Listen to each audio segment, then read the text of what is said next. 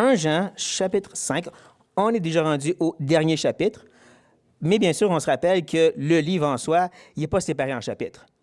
C'est une lettre, c'est un épître, avec une idée principale. Jean veut rassurer ses lecteurs qu'ils ont une relation avec le seul vrai Dieu.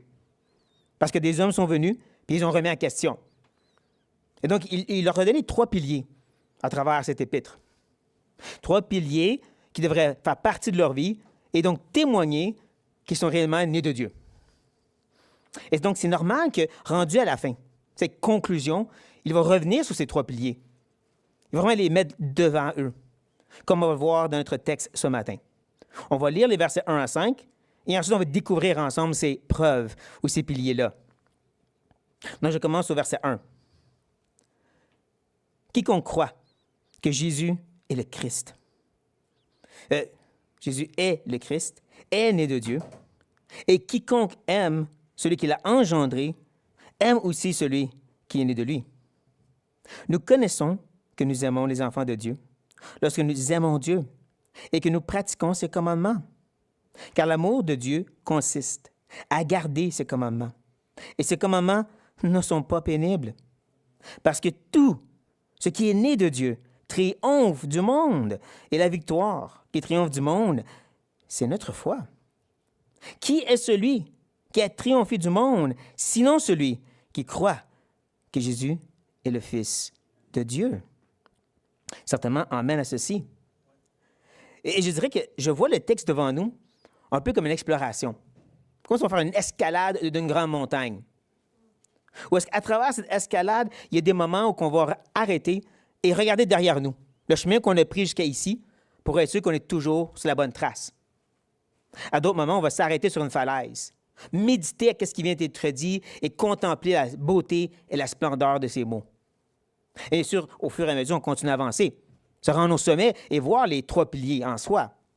Les 3 piliers qu'on va découvrir au fur et à mesure d'avancer.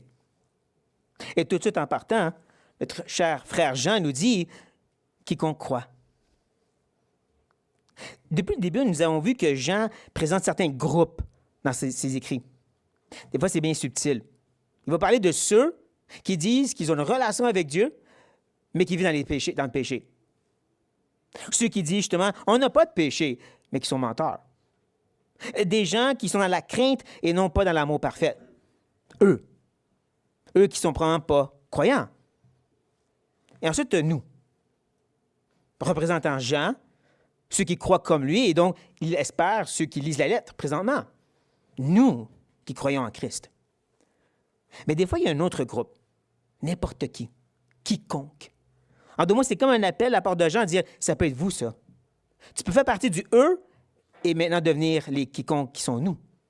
Donc, c'est un appel à tous pour dire quiconque croit, ou encore mieux, continue à croire. Le temps de verbe ici est un présent continuel. C'est pas juste j'ai cru en Jésus et maintenant je crois à d'autres choses. Non, c'est j'ai cru et je continue à croire. C'est un bon rappel que le salut est en 3 temps. J'ai été sauvé. Conversion. J'ai mis ma confiance en Jésus par la foi. Je suis en train d'être sauvé. Je continue à croire et à être sanctifié. Mais ultimement, ma foi va arriver à un comble, la glorification. Avec lui pour toujours. Mais tout ça dans cette idée que la foi, elle est continuelle, elle est persévérante. Mais elle est en quoi exactement? Eh bien, il nous dit que Christ, que Jésus est le Christ. C'est ici qu'on doit s'arrêter déjà, se mettre sur le bout d'une falaise et méditer. Quand il dit que le but, c'est de croire que Jésus est le Christ, est-ce que c'est tout ce qu'il veut dire? C'est tout simplement de croire que Jésus est le Messie, celui qui est oint. Parce qu'il y a plein de gens qui croient ceci, mais de différentes façons. Est-ce que c'est aussi simple que juste croire que Jésus est Messie? Et je dirais que non. Qu'il ne faut pas oublier que Jean écrit à des personnes qui ont déjà œuvré avec eux, que j'ai fait partie de leur Église et été leur pasteur. Il y a un bagage derrière ce qu'il dit ici, un bagage qu'eux comprendraient. On voit ceci quand on saute à la 2e épître de Jean. Une petite épître dans laquelle il va dire ceci. Car plusieurs séducteurs sont entrés dans le monde qui ne confessent point que Jésus est venu en chair. Celui qui est elle, c'est le séducteur et l'antichrist. Donc, tout ce qui compte, c'est de croire que Jésus venait en chair. Il était un homme. Ça veut dire musulmans, témoins de Jéhovah, mormons sont corrects. Et ils croient tous que Jésus était un homme. On comprend que ce n'est pas le cas. Que ce que Jean dit a beaucoup de bagages historiques. Il combattait une hérésie. Et un autre bagage qu'il s'adresse à Kyria, peut-être une femme, peut-être une église, et ses enfants qui ont été enseignés, qui ont un bagage théologique derrière cette simple énoncé. C'est un peu comme Paul. Tu sais, quand il dit à Corinthe que tout ce qu'il a voulu connaître parmi eux, Christ et Christ crucifié. C'est-tu la totalité de ce qu'il les a enseignés? Vous imaginez un sermon d'1 heure? Christ et Christ crucifié. Christ et Christ crucifié. Ça aurait été tout un sermon, mais ça n'aurait pas été la totalité de l'Évangile. Il y a une idée derrière l'expression. Je vous ai enseigné tout en rapport avec qui est Jésus. Qu'est-ce qu'il est venu faire? Et bien sûr, ce qu'on reçoit par l'Évangile. Et je dirais, c'est un peu la même chose ici, quand on revient à notre texte. Non, pas avant qu'elle aille à Colossiens. Et je vais aller dans Colossiens parce que Paul n'aurait pas été celui qui a établi cette Église. Et c'est là qu'on voit qu'il va ajouter un peu plus de détails en rapport avec qui est Jésus. Je vais le lire. Il est l'image du Dieu invisible, le premier-né de toute la création. Car en lui ont été créées toutes les choses qui sont dans les cieux et sur la terre, les visibles et les invisibles, trône, dignité, domination, autorité. Tout a été créé par lui et pour lui. Il est avant toute chose et toute chose subsiste en lui. Il est la tête du corps de l'Église. Il est le commencement, le premier-né d'entre les morts, afin d'être en tout le premier. Car Dieu a voulu que toute plénitude habitât en lui. Il a voulu, par lui, réconcilier tout avec lui, tant ce qui est sur la terre que ce qui est dans les cieux, en faisant la paix pour lui par le sang de sa croix. Ça, c'est un peu plus le bagage, la viande théologique de ce que ça veut dire Jésus et croire en lui. Mais encore là, quand il parle de cette réconciliation par le sang, il ne l'explique pas. Il s'attend qu'ils ont quand même une certaine compréhension, ce sont des croyants. Et c'est ça que je vois un peu avec cette simple énoncé. Quiconque continue à croire que Jésus est le Messie et tout ce que ça l'implique. Et tout ce que j'ai enseigné sur Jésus, l'Évangile, et qu'est-ce qu'il est venu faire. C'est cette personne-là qui dit être né de Dieu. C'est là encore qu'on se pose quelques questions. Qu'est-ce qui a causé quoi? Est-ce que c'est le fait de naître de Dieu qu'on a la foi ou le fait d'avoir la foi qu'on est de Dieu? Et je dirais que la façon que le texte est écrit, comment c'est présenté dans le grec, c'est la naissance que Dieu donne qui produit la foi. En d'autres mots, le fait que Dieu t'a régénéré se démontre, se prouve par le fruit de la foi.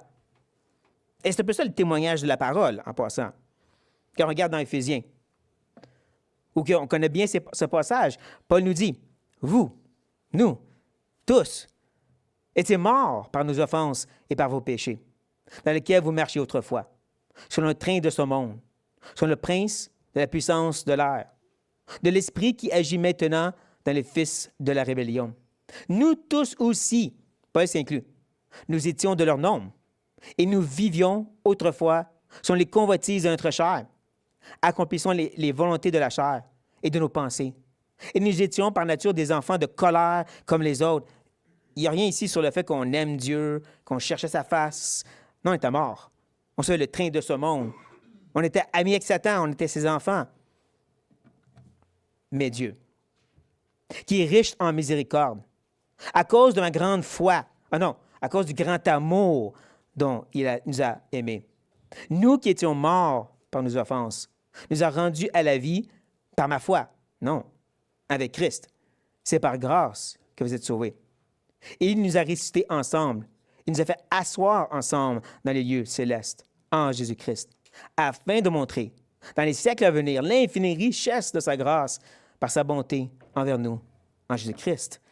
C'est Dieu qui a donné cette naissance pour qu'il soit glorifié, par amour pour nous. Et je dirais, c'est quelque chose qui est quand même important pour Jean. Parce que ce n'est pas la première fois qu'il veut faire comprendre à ses lecteurs, ça ne commence pas par vous, ça commence par lui.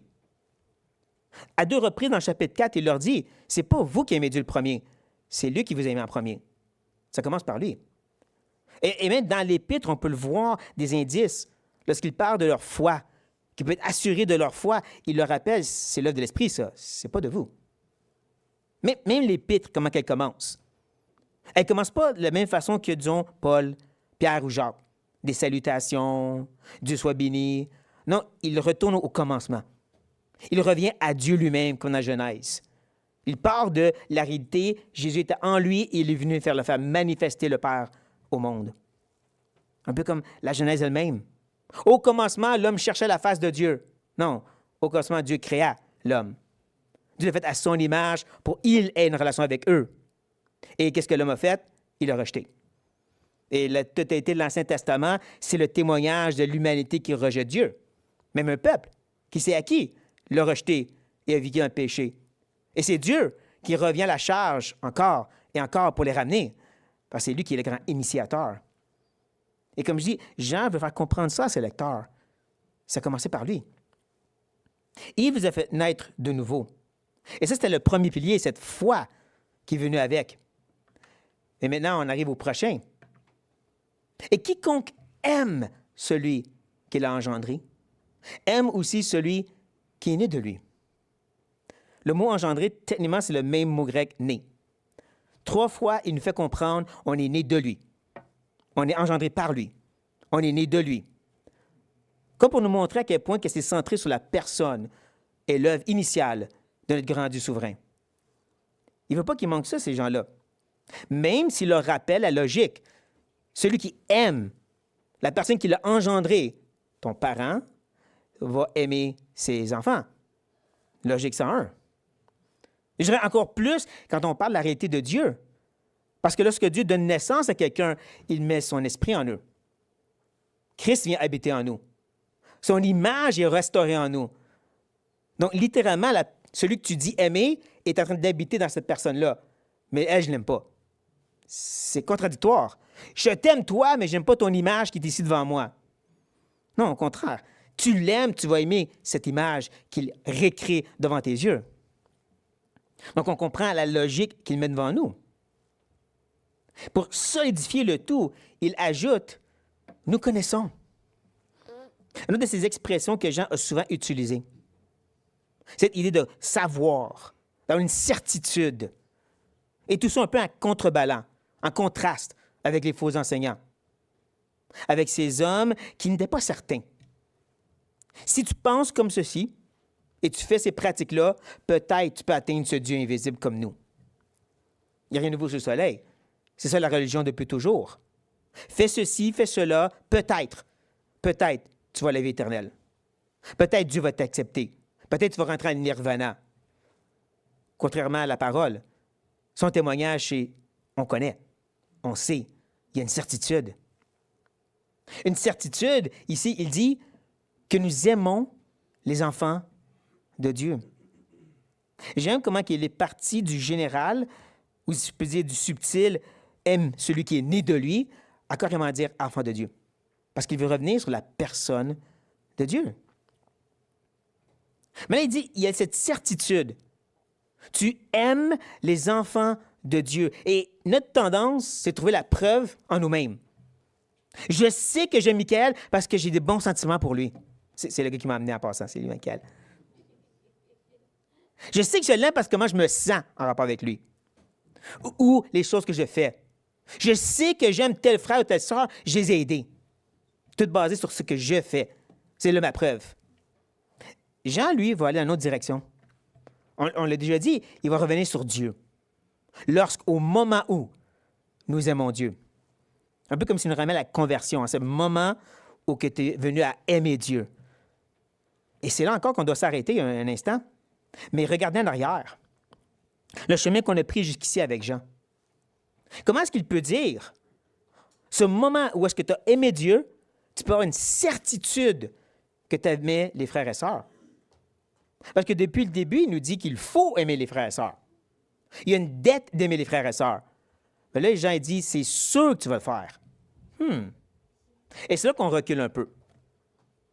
J'espère que vous avez toujours votre Bible ouverte. Et reculez jusqu'au verset 19 du chapitre 4. Parce que ça dit, pour nous. Nous l'aimons parce qu'il nous a aimés le premier. J'avais déjà mentionné, mais ça vaut la peine d'y penser encore. Le moment où j'ai aimé Dieu, c'était une réponse au fait qu'il m'a aimé le premier. OK, on recule un peu. Là, maintenant, on recule un peu plus loin. Regardez le verset 9 cette fois-ci, chapitre 4. L'amour de Dieu, il nous a aimé le premier. L'amour de Dieu est manifesté. Elle est témoignée. Elle se voit envers nous. En ce que Dieu a envoyé son Fils unique dans le monde afin que nous vivions par lui. Et encore mieux au verset 10.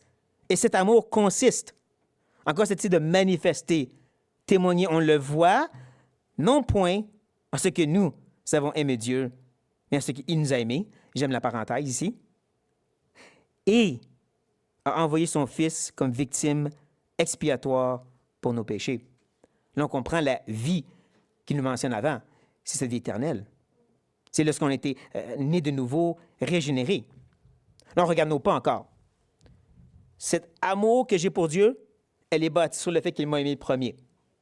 Cet amour que Dieu a pour moi, c'est manifesté par le fait qu'il m'a fait naître de nouveau. Il m'a régénéré. Et c'est là qu'on recule un dernier pas, au verset 7. Bien-aimés, aimons-nous les uns les autres. Commandement, voici pourquoi. Car l'amour est de Dieu. Et quiconque aime est né de Dieu et connaît Dieu. Encore, on fait la logique. J'aime Dieu parce qu'il m'a aimé le premier. Dans son amour, il m'a régénéré. Parce que je suis régénéré, je vais aimer les frères et sœurs. C'est là qu'on comprend qu'est-ce qu'il est en train de dire ici dans notre texte. C'est là qu'on réalise justement qu'on peut être certain d'avoir cet amour pour les frères et sœurs, non pas dans ce que je fais ou comment je me sens, mais parce que j'ai cet amour pour Dieu, qui est une réponse à son amour et qui le fait qu'il m'a régénéré et maintenant donné un cœur pour aimer. Ou comme nous l'avons déjà dit, c'est que littéralement, le Dieu qui est amour vient habiter en nous et cet amour ne peut pas être contenu. Elle va déborder vers les autres. C'est une réalité qui est, pas qui devrait être. Là, on comprend mieux cette logique qu'a mis devant nous. Et continuant à discuter de cet amour, il va mieux l'expliquer et ajouter et que nous pratiquons ses commandements. Là, on comprend mieux comment on peut être certain qu'on aime nos frères et sœurs. On sait parce que Dieu a mis cet amour et parce que Dieu nous commande d'aimer aussi. Et là, on arrive au troisième pilier. L'obéissance. Un autre témoignage que tu es né de Dieu. Tu vas pratiquer ces commandements qui incluent d'aimer les frères et sœurs. Et là, maintenant, voulant développer davantage sur ce pilier-là, il va pouvoir nous expliquer comment les deux marchent ensemble. Parce qu'il va dire, car l'amour de Dieu. C'est quoi ça, l'amour de Dieu? J'espère que ça fait arrêter pour un instant et que vous n'allez pas juste continuer à monter la montagne. Il ne faut pas nous devancer ici.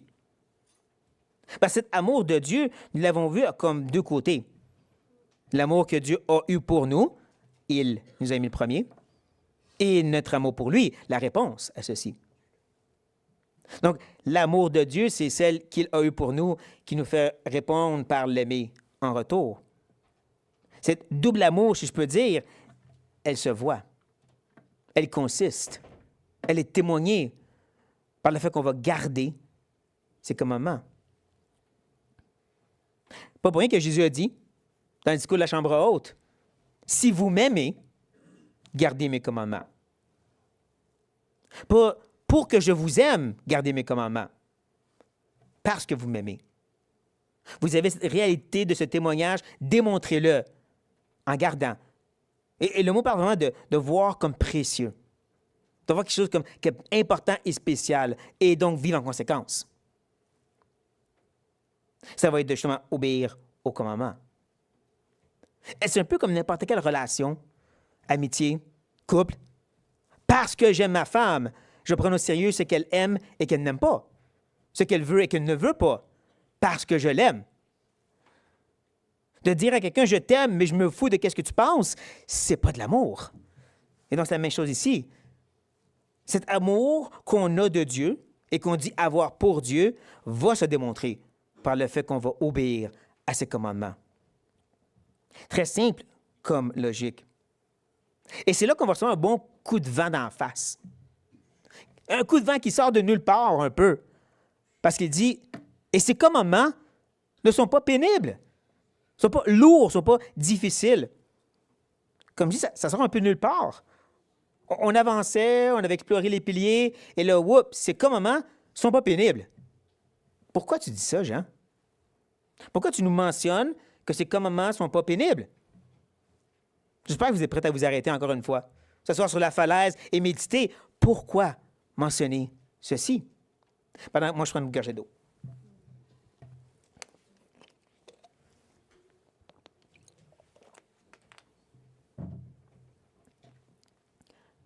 Ce vent qui vient de souffler, qui nous a fait arrêter pour un instant, il y a un écho dans la voix. Je crois que vous l'avez entendu, celle du Seigneur. Venez à moi, vous tous qui êtes fatigués et chargés, et je vous donnerai du repos. On connaît cette partie, on oublie que Jésus n'a pas fini après. Jésus ajoute à ceci, « Prenez mon joug sur vous et recevez mes instructions. » Du parallélisme, on répète la même idée de deux façons différentes. De prendre son joug, c'est d'apprendre ses commandements, recevoir son instruction. Il explique pourquoi. Parce que je suis doux et humble de cœur, première raison. Deuxième, vous trouverez du repos pour vos âmes. Quand je m'arrête et je réfléchis à ça, quand moi je pense à un repos pour mes âmes, je ne pense pas à plus de commandements, plus de règles, de restrictions. C'est pas ça qui me donne du repos à l'âme. C'est pas ça qui va me faire du bien de dire, faut que tu fasses plus ça puis ça. Pourtant, c'est exactement ce que Jésus dit. Et même il ajoute, parce que mon joug est doux et mon fardeau est léger. Un peu comme Jean est en train de dire ici. Donc là, on a deux voix qui bourdonnent dans nos oreilles. Il fait un peu froid en haut. Et on entend cette idée que ces commandements-là ne sont pas pénibles, ne sont pas lourds ou demandants. Ce joug amène un repos à mes âmes, à mon âme. Je n'ai pas deux. Et encore là, je me demande à quel point c'est vrai. Parce que, il me semble, je regarde mon cœur, j'ai énormément de la misère avec les commandements de l'Éternel. Et je ne pense pas être le seul ici ce matin. Paul parle de la même façon dans Romains 7. « Ce qui est bon, je le sais, n'habite pas en moi, c'est-à-dire dans ma chair. J'ai la volonté, mais non le pouvoir de faire le bien. Car je ne fais pas le bien que je veux, et je fais le mal que je ne veux pas. Et si je fais ce que je ne veux pas, ce n'est plus moi qui le fais, c'est le péché qui habite en moi. » Ça, je dirais oui, ça c'est moi. Je pense qu'il y en a d'autres ici ce matin peut-être. Ça, c'est nous. Et pourtant, il n'est pas fini. Je trouve donc en moi cette loi, que quand je veux faire le bien, le mal est attaché à moi, la chair, le vieil homme. Car je prends plaisir à la loi de Dieu selon l'homme intérieur, l'homme régénéré, l'homme que Dieu a donné naissance en nous. On comprend mieux la lutte ici, et on comprend mieux les paroles de Jean. C'est là pourquoi ce n'est pas pénible, parce que c'est dans l'homme intérieur, l'homme régénéré, qu'on y prend plaisir. C'est un peu ça que le psalmiste nous dit, n'est-ce pas? Le psaume 119, vous connaissez bien ce beau groupe psaume qui est une louange à la parole de Dieu, à ses commandements, à ses préceptes. Et il dit quelque chose comme ceci. « Je me réjouis en suivant tes préceptes, comme si je possède tous les trésors. » Je me réjouis de tes préceptes. Je prends plaisir en ça, comme ce serait ça, le plus grand trésor. Ça fait penser un peu à Proverbe chapitre 3, où est-ce que le Père, l'auteur, appelle le Fils à rechercher la sagesse. Mais il lui fait comprendre, le but, c'est pour pouvoir avoir des choses par la sagesse. C'est la sagesse en soi qui est le trésor. Parce que la sagesse en soi te donne une meilleure relation avec Dieu. Même chose ici. Ou comme il ajoute, « Je fais mes délices de tes statuts. Je n'oublie point ta parole. » Peut-être la deuxième partie, je dirais, ouais, je m'efforce à ne pas oublier sa parole. Mes délices, comme de manger un bon repas, c'est tes statuts, tes commandements, ta loi. Tes préceptes font mes délices, encore une fois. Ce sont mes conseillers. Et ce n'est que quelques exemples. Où est-ce qu'on peut vraiment dire, comme Jean est en train de dire, ces commandements ne sont pas pénibles, ne sont pas lourds, sont même un délice à mon âme, dans mon homme intérieur, celui régénéré. qui progressivement prend plus de place. Et je dirais que c'est un peu là que Jean va aller, quand il va ajouter, parce que je peux dire que ces commandements ne sont pas pénibles, et là on peut continuer à avancer, parce que tout ce qui est né de Dieu, et ça c'est supposé être l'électeur maintenant, triomphe du monde. On fait le lien entre les deux idées. Cette idée de trouver un bonheur dans ses commandements et triompher du monde. Parce que pour Jean, le monde, ce n'est pas la télévision et les films. Le monde, c'est une façon de penser qui est anti-Dieu. C'est une mentalité contraire à l'Éternel. Hein, il a dit, les choses qui sont dans ce monde, c'est comme justement les convoitises de la chair. Je veux, je prends, parce que c'est ça que j'aime. Ou l'orgueil de la vie. Mon identité se trouve dans ce que j'ai. Ça, c'est l'idolâtrie. Je triomphe de cette réalité-là, de cette façon de passer, de cette chair, si je peux dire, parce que je suis né de Dieu. Encore, l'accent est mis où? Dieu, pas moi. Ne manquez pas ça. Donc, comme Paul le dit, Jean le dit aussi à sa façon. Je peux considérer ces commandements comme plaisants parce que je suis né de Dieu et je triomphe de cette chair qui dit « je veux persévérer dans le mal ».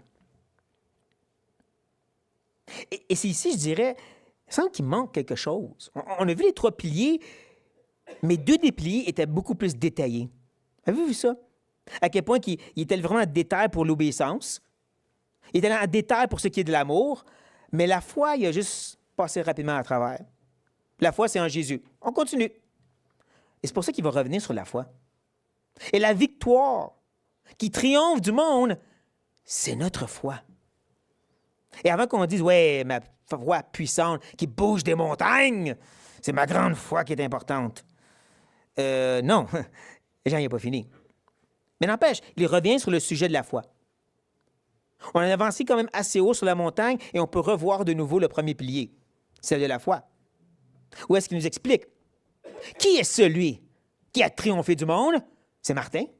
Non, sinon celui qui croit que Jésus est le Fils de Dieu. C'est pas l'objet, c'est pas ta foi qui est puissante, c'est l'objet de ta foi qui est important. Jésus. C'est ça qui triomphe du monde. C'est lui qui a la victoire sur le monde et je suis en lui par la foi. En plus, on voit un peu les 2 côtés de cette belle médaille qui est Jésus. Parce qu'au début, il parlait du Messie, celui qui était promis, celui qui était homme. Mais là, il parle de sa divinité, celui qui est fils de Dieu, les 2 côtés de la réalité de Jésus.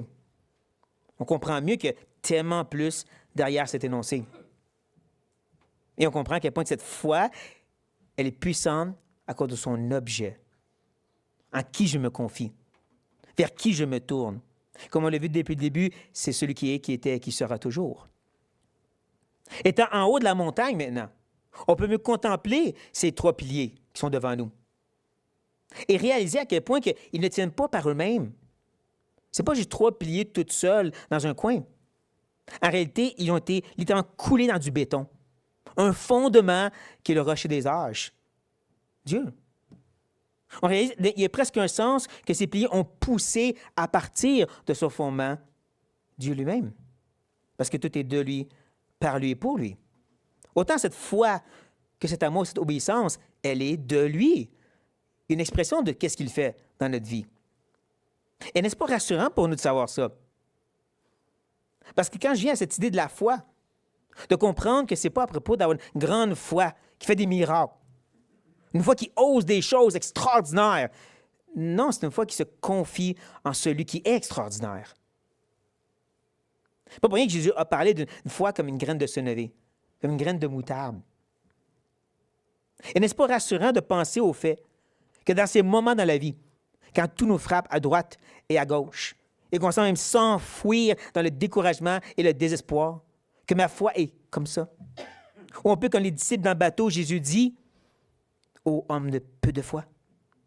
N'est-ce pas rassurant de savoir que c'est assez, parce qu'elle est attachée à celui qui est tout-puissant? Je tiens tête par un fil de foi, mais elle est attachée à l'encre de l'âme qui est tout-puissant. La même chose quand on parle de l'amour. En reconnaissant premièrement que cet amour, c'est pas juste comment je me sens, mais elle est bâtie sur des commandements. 1 Corinthiens 13, 1 Pierre chapitre 4, ou bien sûr Romains chapitre 12, pour nommer quelques exemples. Et on doit résister la tendance à vouloir rabaisser ou diminuer ou minimiser les commandements. Non, on les prend tels quels. Ça, c'est aimer. Mais en réalité, je réalise à quel point que je n'aime pas comme ça. Je ne sais pas pour vous, mais d'aimer comme ces standards-là, pas souvent. Et n'est-ce pas rassurant de savoir, c'est pas moi qui aime de ma force, c'est Dieu qui aime à travers moi. Que dans ces moments de faiblesse, je peux reprendre ces textes et dire, tu dis d'aimer comme ça, Seigneur, faut que tu aimes à travers moi pour le faire. À la place de chercher à se justifier et dire, ouais, mais lui, il a fait ça. Puis elle a fait ça. Non. Dieu, voici ton standard d'aimer, aime comme ça à travers moi. Même chose pour l'obéissance. Ou est-ce qu'encore une fois, on réalise tout ce que Dieu dit qui doit être mis à mort. Tout ce qu'il dit d'être mis à mort. Et que par amour pour lui, je veux le savoir.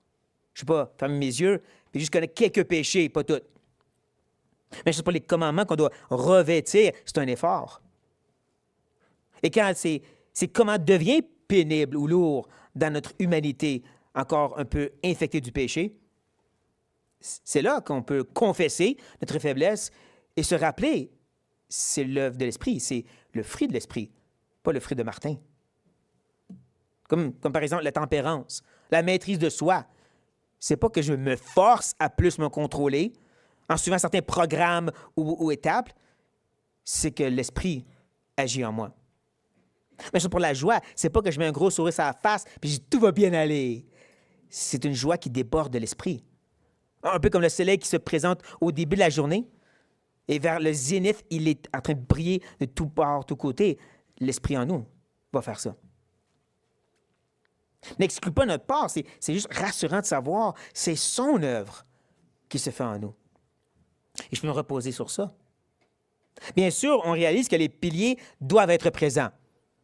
Ça semble important. Oui, ils te rassurent quand ils le sont, mais ils doivent être là si tu veux être assuré que tu es né de nouveau, tu es son enfant. Si ces piliers sont manquants ou en train de décomposer, il y a un problème. Si vous me permettez un petit exemple un peu banal, disons que tu arrives à un certain coin où est-ce qu'il y avait un champ vacant et maintenant il y a des clôtures autour. Une pancarte qui dit « Frère Construction ».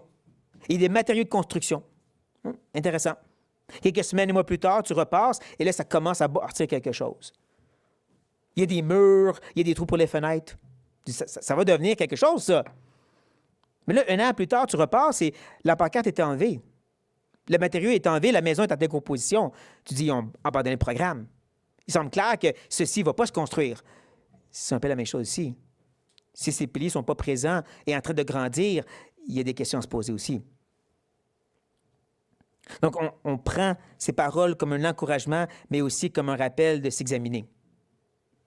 Et sur cette note, prions.